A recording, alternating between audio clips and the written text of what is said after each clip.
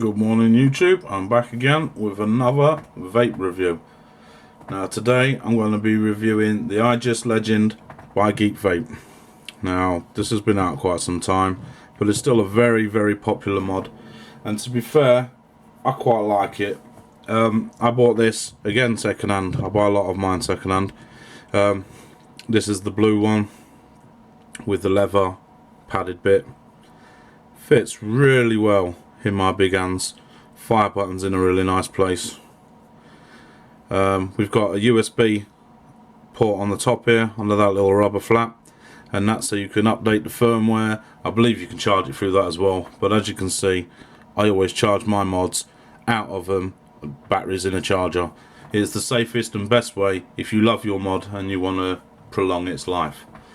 Now let's quickly flip this one on. Now it's the usual 5 clicks. You can see this nice little LCD screen come up. Can you see that? Not really. It shows you what coil you've got fitted, it shows you what voltage it's running, it shows you amps, and it shows you puffs. I'm not into all that gear. As long as I know that it's working, then I know it's working. Now you can lock stuff off by holding these two buttons, the plus and the minus. You can also go into the settings by clicking it 3 times, I believe, and adjust things however you like. I like to use it at 80 watt with a Prince tank. This one's a bit battered, as you can see, well used. I always use the Prince tank on all my mods. They just are superior in my eyes. But I'll do a separate review on the tank. This is purely the mod. Now let's click it off again. 1, 2, 3, 4, 5, and she shuts down. Now it's a bottom loading battery in this.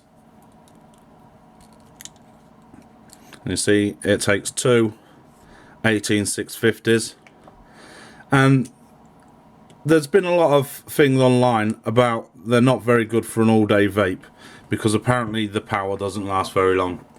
So I fed into all this bullshit, and I went and I did the update, which you can get for free off the internet. And you plug in your USB cable, plug it into your PC, laptop, Mac, whatever you happen to be using, and update the firmware for apparently better battery life. Now I'm going to call bollocks on that. I've done mine. It's got brand new batteries in, and to be fair, I don't think it lasts any longer. People say that it makes the battery level indicator, which is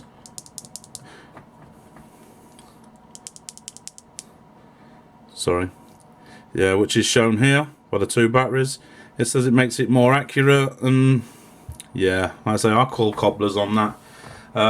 It still lasts about 3/4 of a day if you're a heavy user like myself. Now it's not the only mod I own. I rotate between 6, so it's no biggie to me. But if this was going to be your sole vape, then yeah, you're going to need to carry a spare set of batteries with you. Like I say, it's quite well built. It feels nice. It fits in my hand quite nice. It's quite a bulky thing, but if you like me and you've got big hands and stuff, then it really is nothing. These side panels, they can be unscrewed and changed, so you can put any colour you want on. I don't know about the buttons, if that's as easy to change, but it is what it is, to be fair. Now I wouldn't have ordinarily picked a blue one, but like I say, I picked it up second hand with a load of other gear, and to be fair, I absolutely love it. Now I've seen prices online ranging from like 39 to 50 quid, something around that mark, and to be fair, if I had to buy it new, I would pay that money for it. It is a good little mod. It detects every time you put a new top on it, what coil, etc. and asks you if you want to leave it the same ohmage and stuff and whatever, and it's just a simple plus or minus press, and then a press of the fire button to accept it, which is basically foolproof. Now for that reason, this is a good mod for somebody who doesn't know a lot about vaping and stuff and what have you, because it takes all of that hard work out of it for you. So if you've got like a rebuildable tank atomizer, then it will tell you what ohms it's at and stuff and what have you, and it won't function if it's too low or if there's a short, or which is good, which obviously if you're using an unregulated mod would then cause problems with battery venting and stuff like that. Personally, I quite like this. I didn't want to like it. I'm a smock man myself, but it is quite good. Now I've tried a couple of different tanks on it and dripper, and yeah, like I say, I'm impressed with it. It goes up to 200 watt, I believe. Now I've only vapored around 80 to 100 watt, which produces massive clouds with these Prince tanks and that.